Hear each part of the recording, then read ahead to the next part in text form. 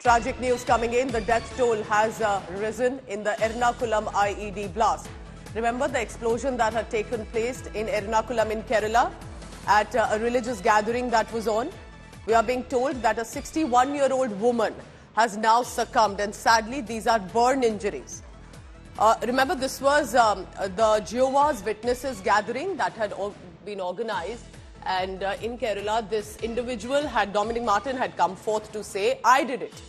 And of course the agencies are now exploring how did he manage to even get the material. It's not that easy to get IED material to literally cause an explosion.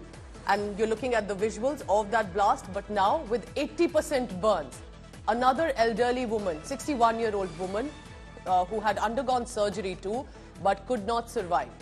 This was at a Christian convention, the explosion that had taken place. It's already led to 4 people who have lost their life. We're being told a woman, a young girl, and now 2 more.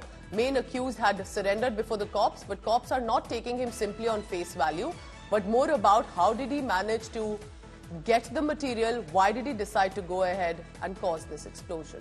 Shibimol KG is joining me on the latest on that. Shibimol, it's absolutely tragic that there are about, there's another individual who's lost her life. Tell us more details on it and also the investigation part of it.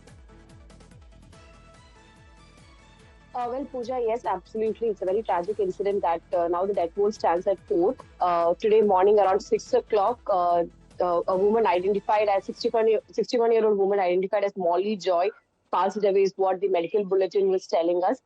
In fact, she suffered around 80% burn injuries and she was under ventilator, and early morning she suffered a cardiac arrest is what we are being told, and which led to a death. And right now under treatment, around 2 people are pretty serious is what the medical bulletin is telling. And the 2 people who are currently serious are the mother and the brother of a 12-year-old child who passed away in the blast. A 12-year-old child had passed away a day after the blast, and it's the mother and the brother of that same child who's very critical is what the medical bulletin is telling.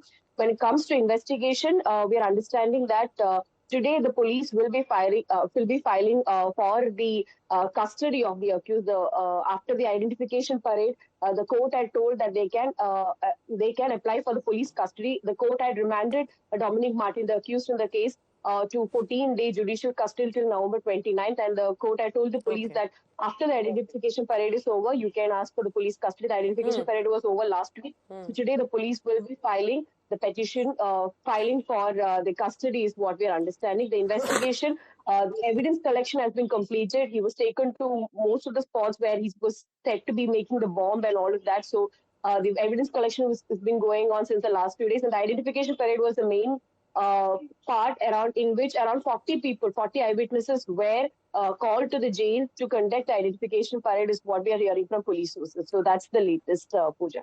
All right, Shibimol, keep tracking the latest on that. It's still a developing story, but shockingly and saddening. Another woman who was simply at a religious gathering, Jehovah's Witnesses. Explosion and led to the loss of life of at least 4 people. See how people were running out that evening. Those who suffered serious burns had died. What was possibly the reason? Who helped him get all these explosives and then cause this bomb attack and an explosion in Ernakulam?